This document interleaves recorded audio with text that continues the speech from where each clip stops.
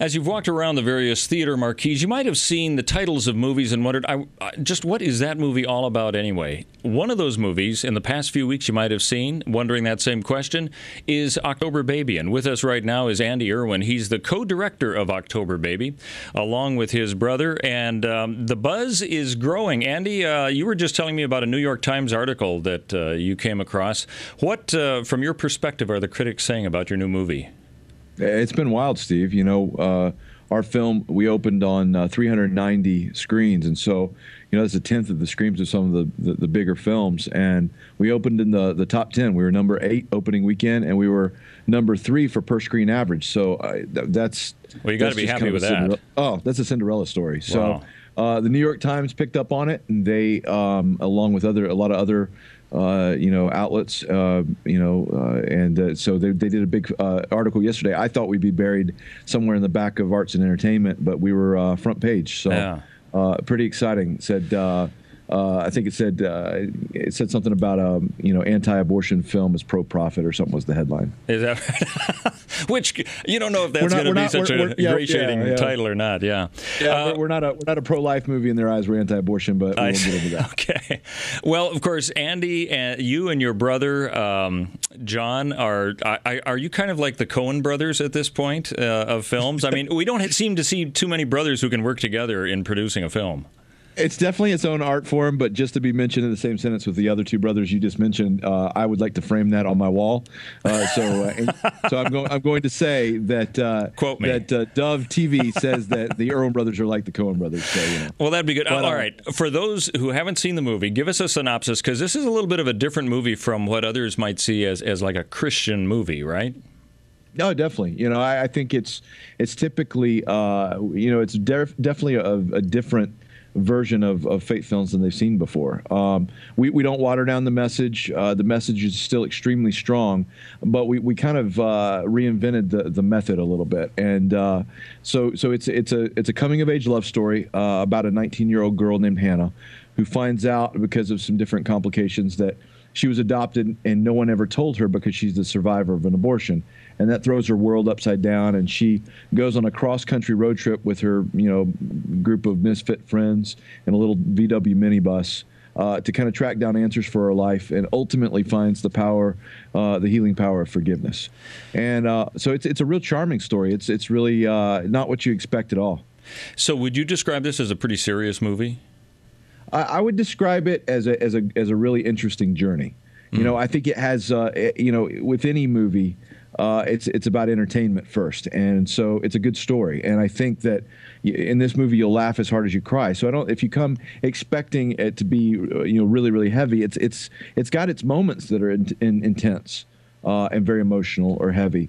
But it's also got some really lighthearted humor and a beautiful little romance story in the middle of it. So I think it's got a little bit of everything for everybody.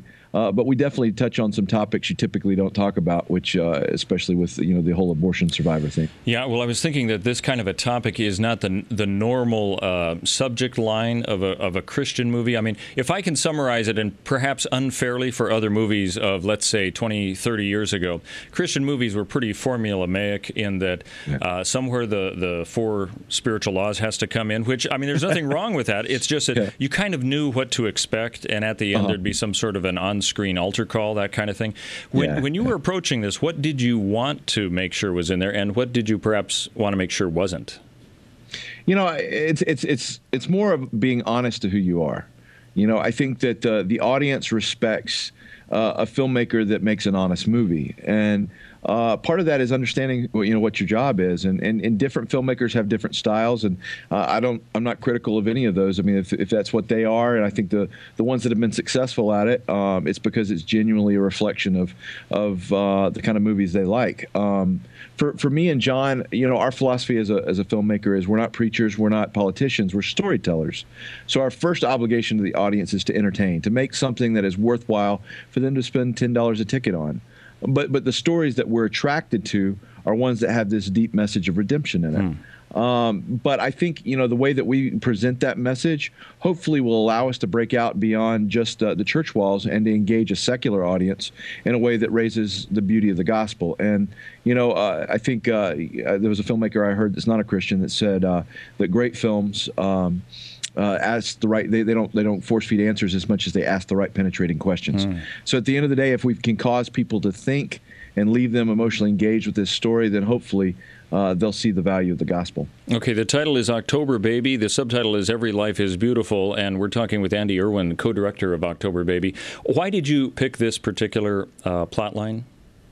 Our background, John and myself, is documentaries, music videos, and second unit directing. So we've been pretty plugged in as kind of work for hire type guys. And so for us to pick a topic for our first feature film, we probably would have picked something far different than the one we ended up with because it's so risky. But as a filmmaker, sometimes you go out and you look for a story, but 9 times out of 10, the good ones find you. And so with this one, that's very much the case. And there's a girl named Gianna Jessen that we heard her speak and heard her testimony. For those that don't know her, she is a survivor of a saline abortion.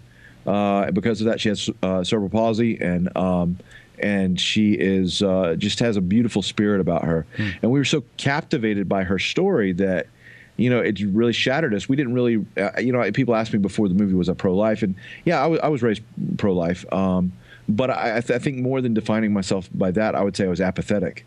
Along with a large portion of Christianity, I just was apathetic about the subject. And hearing her story so shattered me about the reality that I didn't know existed, that John, my brother, and his co-writer sat down to write a story. They did the first draft of the script, put it on my desk, and said, I think this is our first feature film.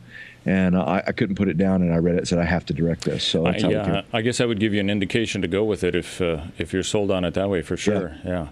This is not the first kind of film that you've been involved in, though. You've got somewhat of a background, don't you? Absolutely. Films? Yeah, we've been working in the industry for since we were kids. I mean, I started when I was 15. My brother was 12. And we started, my dad was in the industry as a news anchor. And so we kind of grew up as studio rats, and we would, tinker around with the equipment from midnight till 4 a.m. and play with it. And it's just a hobby that kind of, grew out of control. And so, we moved from that into, we worked for a long time for ESPN on the weekends while we had this, film hobby during the week. And then that led to, us doing music videos, worked with a lot, pretty much most major, Christian artists and a lot of secular ones as well. Everybody from Casting Crowns to Amy Grant to Michael W. Smith, Third Day, as well as, country acts like Montgomery Gentry and Darryl Worley. And then we kind of moved from there to, we did some documentary work, kind of floated back and forth until this one came along. And so this is our first shot at a feature film, and it's been very rewarding. It sounds like it's been quite successful that way, too. I mean, this has met your expectations of people going to see the film at this point? Far beyond. We're definitely a Cinderella story. For a film our size, when we first made the movie, we took it to the studios, and they were really, fearful of the subject. And so they said, we love the movie. We'd work with you on your next one, but not this one because we just won't touch it. Wow. And so that kind of forced us to think out of the box and to try to figure a way to bring it to the screen. And so we did a small 14 theater limited release back in October to try to see if it worked with the audience. And we opened at an amazing per screen average. And we opened at about 8,000 a screen, which is unheard of for a film our size. And that really brought, Provident Films and Samuel Goldwyn to the table and said, we'd like to put it in theaters. And that led to us opening in 400 theaters week 1, being in the top 10. It sustained good numbers. So we're expanding to another 200 theaters on the 13th. So it's definitely been a wild ride. Yeah.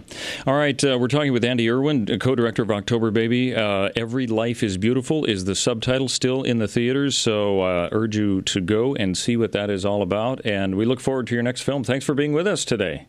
Absolutely. Thank you for what you do. And everybody can check out more about our movie at octoberbabymovie.net. We'll see you in the theaters.